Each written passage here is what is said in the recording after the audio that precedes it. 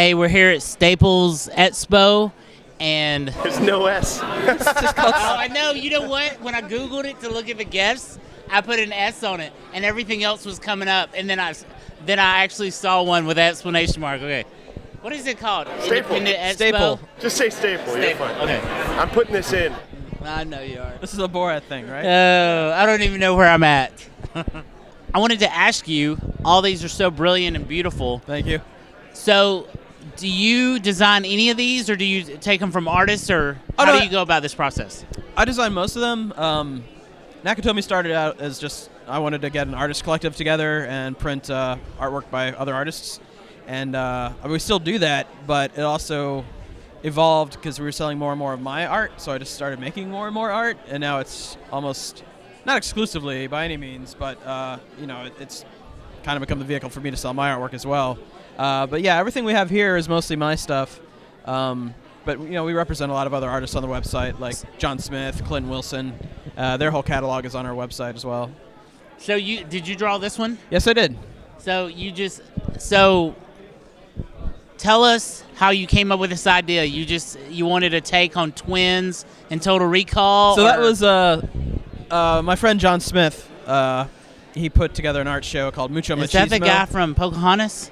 No. Just kidding. Pretty. Boo. But his name was John Smith. That's true. There's a lot of people named John There Smith. was a lot of John Smiths. It's a very generic name, but go ahead. So John got together an art show called Mucho Machismo. It's supposed to be a tribute to all these 80s movies, and I can't ever go at anything straight, so I had to put a silly angle on it. And I just thought it'd be really funny if Arnold Schwarzenegger's head was splitting apart like in Total Recall, and Danny DeVito was inside, driving him like a weird German machine or something like that. That's incredible. Actually, he's Austrian, I believe, not German. But yes, so it's like if in Total Recall the lady's head splits open and it's Arnold, then Arnold's head splits open and it's Danny DeVito, because they had 3 or 4 films together, and yeah, so it's just kind of like a mashup of Twins and Total Recall and all that fun stuff. So, do you just sketch it out first? Do you do it that size to begin with? So that one and the Bill Murray right next to it were actually drawn at 8.5 by 11, and then I scaled them up in Photoshop for the coloring. When I'm doing a portrait, I like to draw a little smaller. Lets me keep my proportions in line. Some things I draw bigger and shrink it down. It just depends on what I'm working on at the time. So cool. So, do you go ahead and ink it in Photoshop, and then you take it to I pencil and ink screen it. printing? Pencil and ink it by hand, and then scan that in. Okay, so you don't put any of the color in Photoshop. No, all the coloring's done in Photoshop. Oh, but okay, that's what I was asking. The black and white line art, pencil and inks are done by hand. Yeah. And, Awesome, man. Cool, thank you. That's it. That's it? Well, That all you got for me? Unless you want to tell us more. I can talk about myself all day. Okay. Talk about yourself all day. Tell us something else. No, it's just I like being here. Ask about the Unreal Estate stuff. The what? Unreal Estate. Just ask about that and it'll tell you and you'll know. Tell me about the. This is like Idiot Abroad. Is that what's going on? That's what he loves. I'm really a smart guy. I'm just dumb. Oh, I know. They're throwing you in the deep end. Yes. Tell me about the Unreal Estate stuff. So Unreal Estate was I had my second Unreal Estate show at Spoke Art in San Francisco. It's a concept I came up with over a year ago. It's television locations depicted in my darker style, and it's like the Quickie Mart from The Simpsons, stuff like that. But yeah, so the show sold out last year and sold out again this year. So it seems like I got a runaway hit on my hands, and now I got to just do it again for a third year next year. And you had it in San Francisco? Yeah, Spoke Art's a gallery in San Francisco, and they've hosted me out there twice now for solo shows. I've been in a bunch of their group shows, but it's people really respond well to that body of work, and I'm super happy about it. And I never seem to make enough, so next year I'll probably up the editions a little bit. But yeah, it's fun. I like drawing it, and people like buying it. So match made in heaven. Talk about one of them. So by the astronaut over there on the right, the Mr. Rogers print. Yeah. So I actually got an email from the Fred Rogers Company. And they were like, "Wow, we love this print. It's really beautiful." I said, "Hey, could I send you some copies?" And they said, "Yes." So apparently it's hanging up in their Pittsburgh offices now, which is awesome because I love Mr. Rogers.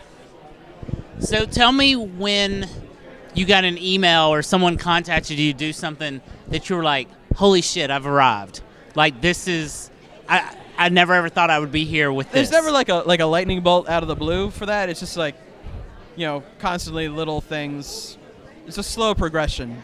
Like from looking from the outside in, you might go, oh, that's like an overnight success, but it's just like a million little steps gets you to where you want to be. But nobody's ever contacted you for a special request that just kind of blew you away, like. A couple years ago, the guys from Breaking Bad got in touch with me because they liked the print I did with the RV in the desert, and they said, hey, could you send us some copies? We'd love to. And so I sent them like 50. They gave it all to cast and crew. I thought, oh, that's cool, that's sweet, that's nice of them. So they paid you for this, or they just? No, it was just, I said, hey, I love it. Yeah. The show, I'll send you guys some. And they sent me back this like gift box that had all these autographed script in there and like props, Better Call Saul matchbooks, and stuff from the show. And it was amazing. I felt pretty good for a couple weeks off that one by itself. So. Well, how did they discover it? Do you know how they discovered it? I saw it online. I mean, it populated through a lot of the film blog websites and stuff. So that was nice. That's awesome. Yeah. It's great. Pretty happy about it. Done? I guess, unless you're going to have to spoon feed me some of these questions. I'm not like a comic book nerd like he is. You're just a pretty face. But you're just a pretty face. I'm a tired face. But my English sometimes comes out screwed up half the time. It just did. Yes, there you go. And he loves that, so he gets me to interview everybody. Is English your first language? I don't. Are you from this country? I haven't even perfected this language yet. I always say that whenever I try to learn Spanish. Yeah. I know bits and parts of Spanish. I took 2 years in high school, but when people are trying to learn Spanish, I always say, well, shit, I don't even know my own language. Right. So why don't I perfect that instead of trying to learn all this other stuff? I had kids in my middle school Spanish class who spoke Spanish perfectly because they're Mexican families. Yeah. But they still managed to fail Spanish class. I think because they had never actually had to sit down and like write it out. It was all spoken language. So even being a native speaker doesn't necessarily mean you. But you're doing pretty well. I didn't fail English, so that's a good thing. And it's a start. I made A's, actually. Congrats. And I did good on my ACT in the English part. And the English and the math part, not the science and the social sciences. This has been a very pleasant conversation. Thank you. Yes.